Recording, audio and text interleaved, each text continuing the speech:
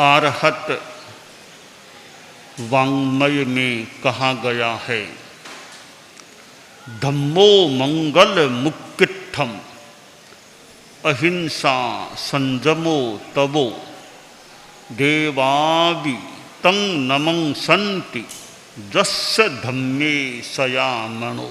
हमारी दुनिया में धर्म भी जीवित है तो अधर्म भी जीवित है। ऐसा कोई भी समय नहीं आता है जब दुनिया में धर्म का सर्वथा लोप हो जाए, कहीं धर्म न हो। और ऐसा भी कोई समय नहीं आता है जब दुनिया में किसी भी रूप में अधर्म नहीं होता है। दोनों का अस्तित्व हमेशा बना रहता है। कितने लोग अधर्म को छोड़कर या अधर्म को न्यून कर धर्म को स्वीकार कर लेते हैं, और कई कई धार्मिकता को छोड़कर पुनः अधार्मिकता को भी अंगीकार करने वाले मिल सकते हैं। तो दुनिया में हिंसा भी देखने को मिलती है, असंयम भी होता है, और भोग विलास व्यसन नशा आदि चीज़ें भी मिलती हैं, मिल सकती हैं। आदमी जितना हो सके अधर्म कम हो ऐसा प्रयास करे। दूसरों के लिए प्रयास मान लो न भी कर सके कि मेरे खुद के जीवन में अधर्म न्यूनता की ओर जाए और धर्म विकास की ओर आगे बढ़े। अब प्रश्न है,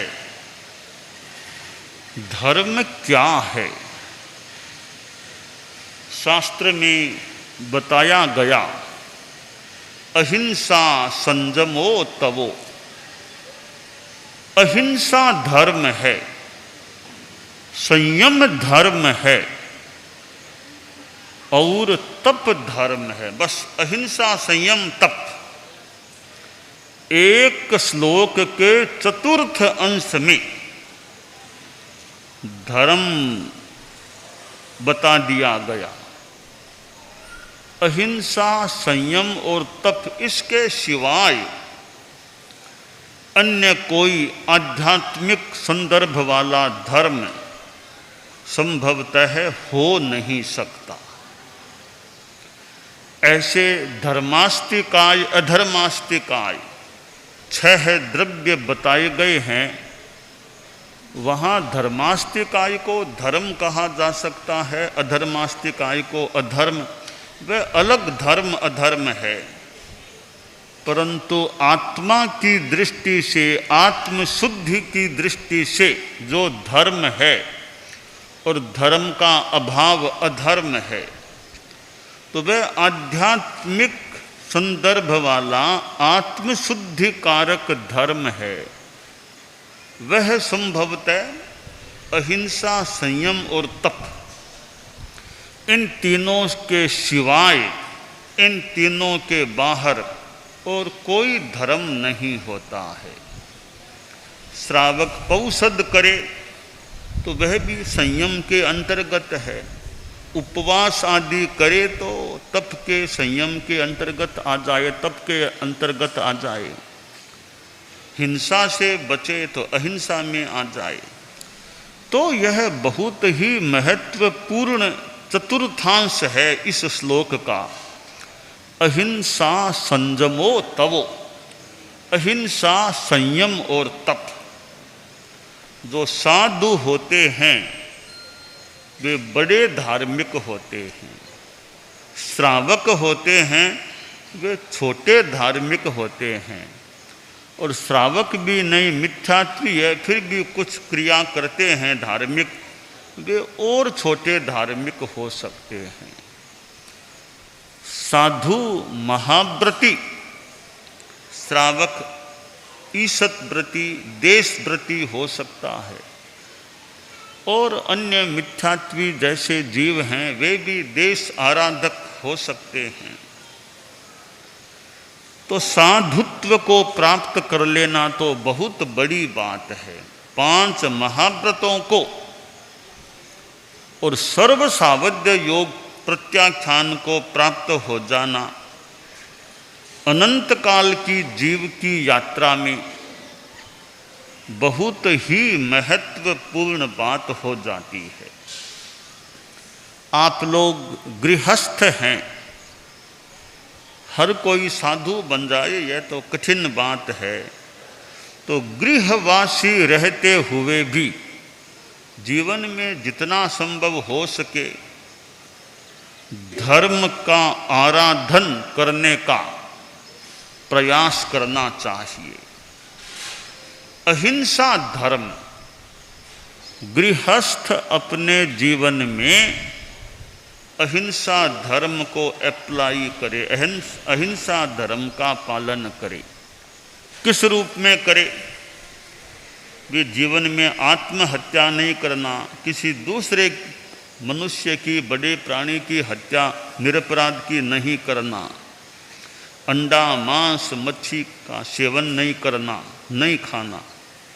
इतना कर लिया तो भी, इतना संकल्प है तो भी अहिंसा धर्म जीवन में आ गया। फिर और आगे बढ़े कि रात्रि भोजन नहीं करना है, उसका भी त्याग है, और अहिंसा संयम धर्म आ गया। और इसके सिवाय लहसुन प्याज शकरकंद गाजर मूला ऐसी चीज़ों को खाने का त्याग, जो अनंत कायिक हैं उनको खाने का त्याग कर दिया, और अहिंसा का विकास हो सकता है। यों अनेक रूपों में गृहस्थ जीवन में भी अहिंसा धर्म का, अहिंसा का विकास किया जा सकता है।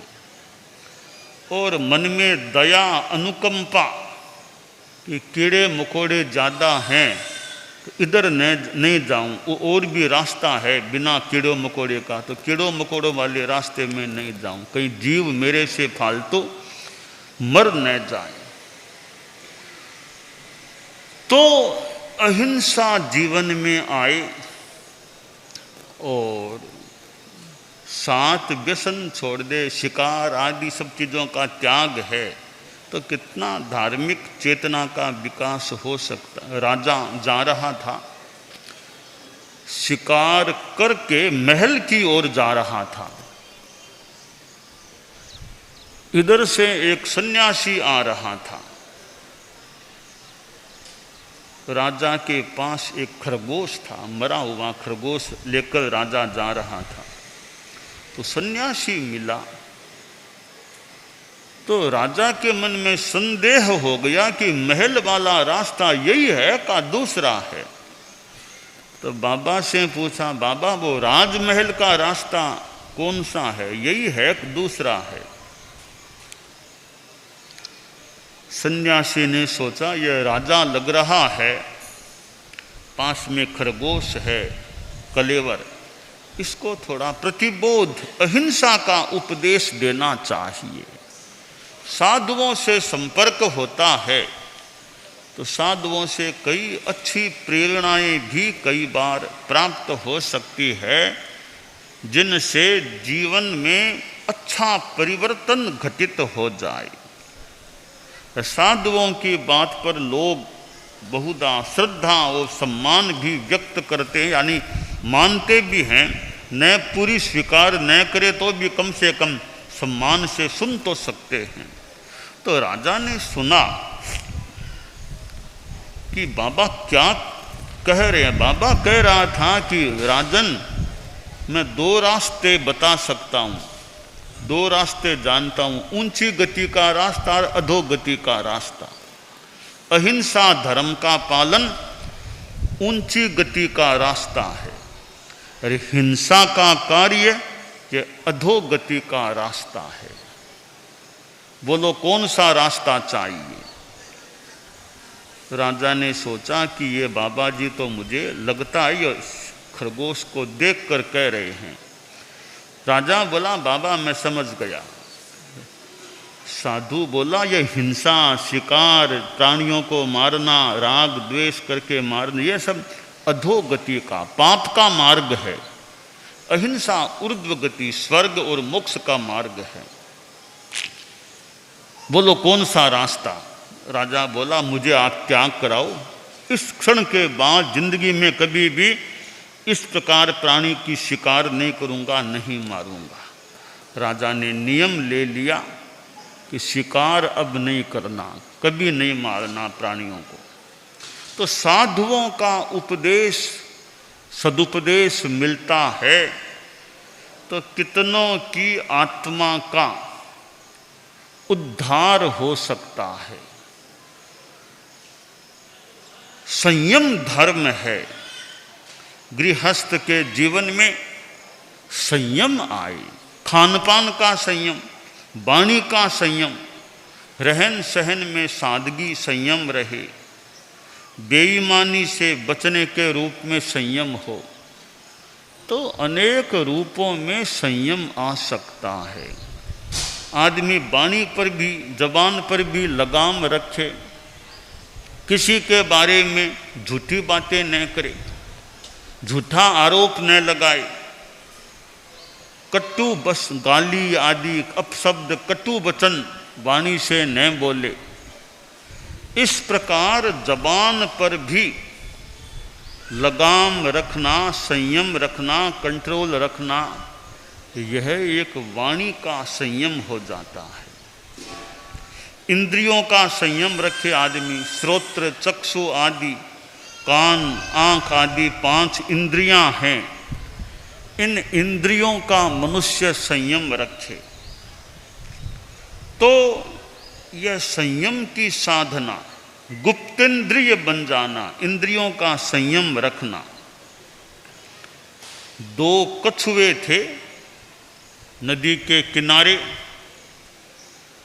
और दोनों पास पास थे।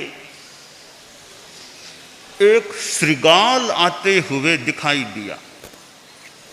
दोनों कछुए सावधान हो गए, अपने अंगों को अंदर डाल लिया, सुरक्षित हो गए। श्रृगाल आया निकट, पर कुछ भी बिगाड़ नहीं कर सका। अवयवों को अंदर डाल लिया था कछुओं ने।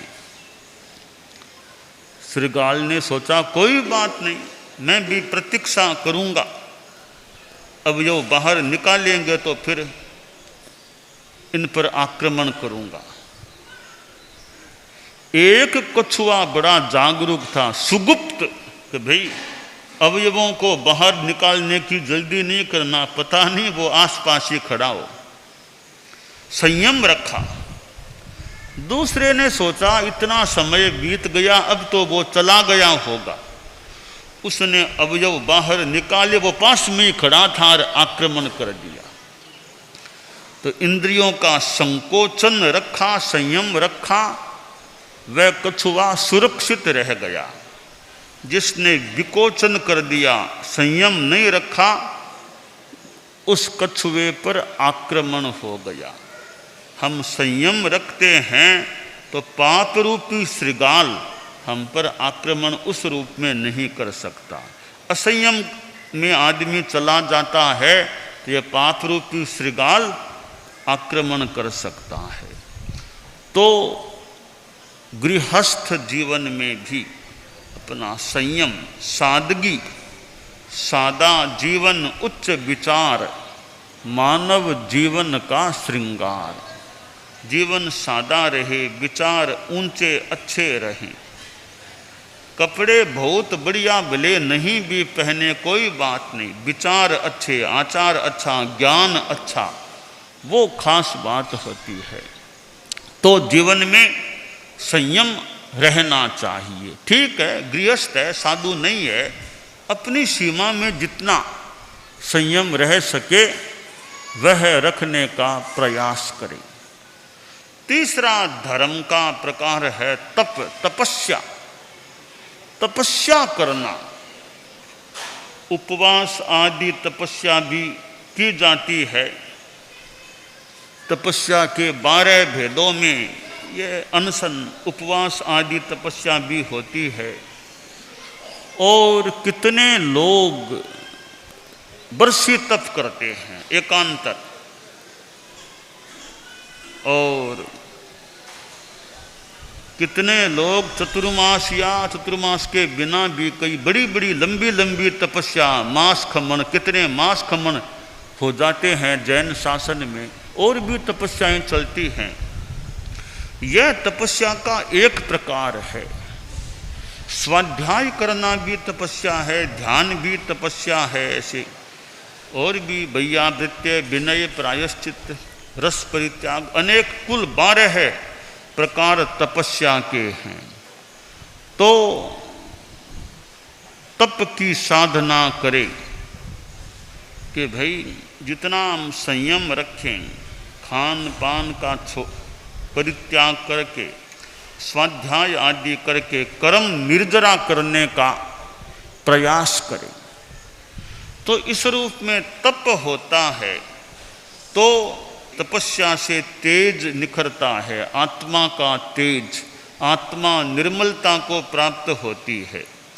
आत्मा को निर्मल बनाने के लिए संयम और तप, एक तरफ संयम और दूसरी ओर तपस्या, संबर और निर्जरा, एक और संबर कि नए सिरे से पाप कर्मों का आगमन न हो और पुराने जो अर्जित कर्म हैं उनका निर्जरण करना तपस्या के द्वारा। तो संबर और निर्जरा ये 2 साधन हैं आत्मा की शुद्धि के। इनकी साधना से आत्मा मोक्ष को प्राप्त हो सकती है। तो जैन शासन में कितनी सुंदर अच्छी बातें हमें प्राप्त होती है। नव तत्वों को अच्छी तरह समझ लिया जाए, जीव अजीव, पुण्य पाप, आश्रव, संबर, निर्जरा, बंध, मोक्ष, नव तत्वों में सार आ गया, धर्म का सार है। अहिंसा संयम तप में भी धर्म का सार आ गया। और इधर संबर और निर्जरा, इन 2 की साधना से मोक्ष की प्राप्ति हो सकती है। तो जैन अजैन कोई भी संयम और तप की जो साधना करेगा और सम्यक्त्व प्राप्त हो जाए, फिर यह संयम तप की साधना चलती है तो मोक्ष की प्राप्ति की दिशा में गति हो सकती है और कभी मोक्ष की प्राप्ति भी हो सकती है। सम्यक्त्व आवश्यक है। अभव्य जीव होते हैं, सम्यक्त्व नहीं होती है तो किसी रूप में क्रिया रूप आचरण करके, आराधना करके, साधना करके, क्रिया रूप में, मान लो ऊपरी रूप में नव ग्रैवेयक तक अभव्य जीव जा सकता है, परंतु इतना ऊपर जाने के बावजूद भी कभी भी मोक्ष नहीं जा सकता कि सम्यक्त्व ही नहीं है, भव्यत्व नहीं है। अभव्य को भव्य बनाना किसी के हाथ की बात नहीं है। कि पुरुषार्थ करो, पुरुषार्थ कितना ही कर लो, पुरुषार्थ की भी लिमिट, सीमा, क्षेत्र की सीमा है। अभव्य को भव्य बनाने के लिए 100 धर्माचार्य पधार जाएं, 100 धर्मगुरु खूब समझाने की चेष्टा करें। अभव्य जीव है, उसको भव्य नहीं बनाया जा सकता। राजा प्रदेशी को तो प्रतिबोध दे दिया कुमार श्रमण केशी महाराज ने, पर अभव्य कोई जीव हो उसको सम्यक्त्वी नहीं बनाया जा सकता। यह बस पुरुषार्थ की भी सीमा है। पुरुषार्थ से हर सफलता नहीं मिल सकती, पुरुषार्थ से संभाव्य सफलता मिल सकती है। असंभाव्य सफलता पुरुषार्थ से भी नहीं मिल सकती। इसलिए पुरुषार्थ की भी सीमा है। नियति का, पारिणामिक भाव का अपना क्षेत्र है। पुरुषार्थ उस क्षेत्र में जाए तो चले जाओ भले, सफलता नहीं मिलेगी।